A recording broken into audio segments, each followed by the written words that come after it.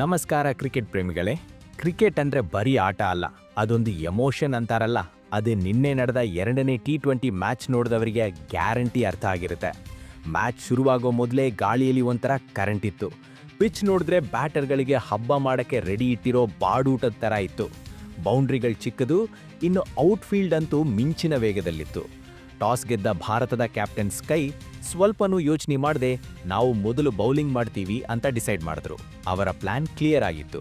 Board ಮೇಲೆ ಕಡಿಮೆ ಮೊತ್ತ ಹಚ್ಚಿ ಕಿವೀಸ್ ಮೇಲೆ ಪ್ರೆಷರ್ ಹಾಕೋದು. ಸ್ನೇಹಿತರೆ, ನೀವು ನೋಡ್ತಾ ಇದ್ದೀರಾ ಜಿಯೋಸ್ಕೋಪ್ ಕನ್ನಡ. ನೀವಿನ್ನೂ ಸಬ್ಸ್ಕ್ರೈಬ್ ಮಾಡಿಲ್ಲ ಅಂದರೆ ಕೂಡಲೇ ಸಬ್ಸ್ಕ್ರೈಬ್ ಮಾಡಿ. ನ್ಯೂಜಿಲೆಂಡ್ ಇನ್ನಿಂಗ್ಸ್ ಶುರುವಾದಾಗ ಇಂಡಿಯನ್ ಬೌಲರ್ಗಳು ಸ್ವಲ್ಪ ಡಿಸಿಪ್ಲಿನ್ ತೋರಿಸಿದ್ರು. ಪವರ್ ಪ್ಲೇನಲ್ಲಿ ಕಿವೀಸ್ ಓಪನರ್ಸ್ ಕೂಡ ಅಷ್ಟೇನೂ ರಿಸ್ಕ್ ತಗೊಳ್ಳದೆ ಮೆಲ್ಲಗೆ ಗಾಡಿ ಸ್ಟಾರ್ಟ್ ಮಾಡಿದ್ರು. ಆದರೆ ಮಿಡಲ್ ಓವರ್ಗಳಲ್ಲಿ ಬಂದ ರಚಿನ್ ರವೀಂದ್ರ ಅಕ್ಷರಶಃ ಪಂದ್ಯದ ಬೆನ್ನೆಲುಬಾಗಿ ನಿಂತುಬಿಟ್ರು. ಆ ಹುಡುಗನ ಟೈಮಿಂಗ್ ಮತ್ತೆ ಪ್ಲೇಸ್ಮೆಂಟ್ ನೋಡಕ್ಕೆ 2 ಕಣ್ಣು ಸಾಲ್ದಾಗಿತ್ತು. ಸಿಂಗಲ್ಸ್, ಡಬಲ್ಸ್ ತೆಗಿತಾ ಸ್ಕೋರ್ ಕಾರ್ಡ್ ಮೂವ್ ಮಾಡ್ತಿದ್ರೆ ಅತ್ತ ಇಂಡಿಯನ್ ಫ್ಯಾನ್ಸ್ ಸ್ವಲ್ಪ ಟೆನ್ಷನ್ ಆಗ್ತಿದ್ರು. 29 ಬಾಲ್ಗಳಲ್ಲಿ 44 ರನ್ ಹೊಡೆದು ರಚಿನ್ ಔಟ್ ಆದರೂ ಅಸಲಿ ಪಟಾಕಿ ಹಚ್ಚಿದ್ದು ಕ್ಯಾಪ್ಟನ್ ಮಿಚೆಲ್ ಸ್ಯಾಂಟ್ನರ್. ಡೆತ್ ಓವರ್ಗಳಲ್ಲಿ ಸ್ಯಾಂಟ್ನರ್ ಬ್ಯಾಟಿಂಗ್ ಮಾಡಿದ್ದನ್ನು ನೋಡಿದ್ರೆ ಯಾರಿಗಾದರೂ ಭಯ ಆಗುತ್ತೆ. ಬರೀ 25 ಬಾಲ್ನಲ್ಲಿ 47 ರನ್. ಇಂಡಿಯನ್ ಬೌಲರ್ಗಳಿಗೆ ಉಸಿರು ಬಿಡೋಕ್ಕೂ ಜಾಗ ಕೊಡಲಿಲ್ಲ. ಸ್ಟ್ರೈಟ್ ಸಿಕ್ಸರ್ ಅಂದರೆ ಹಂಗೆ ಇರಬೇಕು. ಗ್ಲೆನ್ ಫಿಲಿಪ್ಸ್ ಕೂಡ ಕೈ ಜೋಡಿಸಿದ್ರು. ಅಂತಿಮವಾಗಿ 20 ಓವರ್ ಮುಗಿಯುವಷ್ಟರಲ್ಲಿ ಸ್ಕೋರ್ ಬೋರ್ಡ್ ಮೇಲೆ 208 ರನ್ ಹತ್ತಿತ್ತು. ನ್ಯೂಜಿಲೆಂಡ್ ಮುಖದಲ್ಲಿ ಒಂದು ಕಾನ್ಫಿಡೆನ್ಸ್ ಇತ್ತು.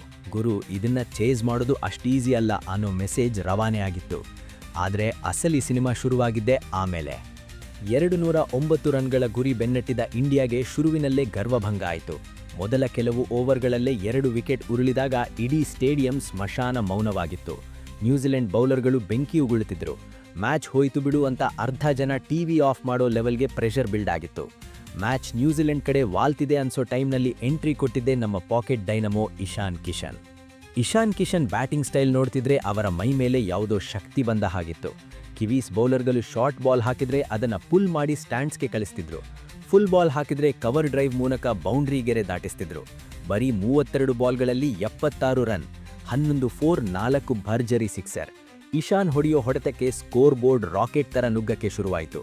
ರನ್ ರೇಟ್ 15 ಬೇಕಿದ್ರೂ ಇಶಾನ್ ಅದನ್ನು ಲೆಕ್ಕಕ್ಕೆ ತಗೊಂಡಿರಲಿಲ್ಲ. ಇಶಾನ್ ಒಬ್ಬರೇ ಸಾಲದು ಅಂದ ಹಾಗೆ ಮೈದಾನಕ್ಕೆ ಎಂಟ್ರಿ ಕೊಟ್ಟಿದ್ದು ನಮ್ಮ captain mister 360 degree Suryakumar Yadav. Surya ಬಂದ್ರೆ ಮೈದಾನದ ಪ್ರತಿಯೊಂದು ಮೂಲೆಗೂ ಬಾಲ್ ಹೋಗಲೇಬೇಕು ಅನ್ನೋದು ಪ್ರಕೃತಿ ನಿಯಮ ಅನ್ಸತ್ತೆ. Fine leg, third man, extra cover ಎಲ್ಲ ಕಡೆ ಬಾಲ್ ಹಾರ್ತಿತ್ತು. ಸ್ಯಾಂಟ್ನರ್ ಎಷ್ಟೇ ಫೀಲ್ಡಿಂಗ್ ಸೆಟ್ ಮಾಡಿದ್ರೂ ಸೂರ್ಯನ ಹೊಡೆತಕ್ಕೆ ಮದ್ದಿರಲಿಲ್ಲ.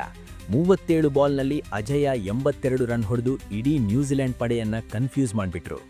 ಇಶಾನ್ ಮತ್ತು ಸ್ಕೈ ಇಬ್ಬರ ಪಾರ್ಟ್ನರ್ಶಿಪ್ ಇಡೀ ಮ್ಯಾಚ್ನ ಕಥೆಯನ್ನೇ ಬದಲಾಯಿಸಿಬಿಡ್ತು. ಪ್ರೆಷರ್ ಅನ್ನೋದು ಅವರಿಗೆ ಗೊತ್ತೇ ಇಲ್ಲ ಅನ್ನೋ ಹಾಗೆ ಆಡ್ತಿದ್ರು.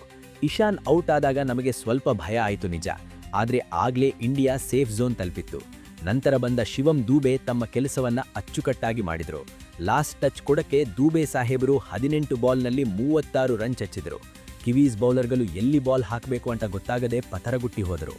ಕೊನೆಗೂ ಇಂಡಿಯಾ ಕೇವಲ 15.2 ಓವರ್ಗಳಲ್ಲಿ 209 ರನ್ ಸಿಡಿಸಿ 7 ವಿಕೆಟ್ಗಳ ಭರ್ಜರಿ ಜಯ ದಾಖಲಿಸಿತು. ಇನ್ನು 28 ಬಾಲ್ಗಳು ಬಾಕಿ ಇರುವಾಗಲೇ ಮ್ಯಾಚ್ ಫಿನಿಶ್ ಮಾಡಿದ್ದು ನೋಡಿದ್ರೆ ಇಂಡಿಯನ್ ಬ್ಯಾಟಿಂಗ್ ಡೆಪ್ತ್ ಎಷ್ಟಿದೆ ಅನ್ನೋದು ಜಗತ್ತಿಗೆ ಗೊತ್ತಾಯಿತು. ಮೊದಲ ಬಾಲ್ನಿಂದ ಪ್ರೆಷರ್ ಇದ್ರೂ ಅದನ್ನು ಮೆಟ್ಟಿ ನಿಂತು ಆಡಿದ ನಮ್ಮ ಹುಡುಗರ ಪರಾಕ್ರಮಕ್ಕೆ ಕಿವೀಸ್ ಪಡೆ ಶರಣಾಯ ಆಯಿತು.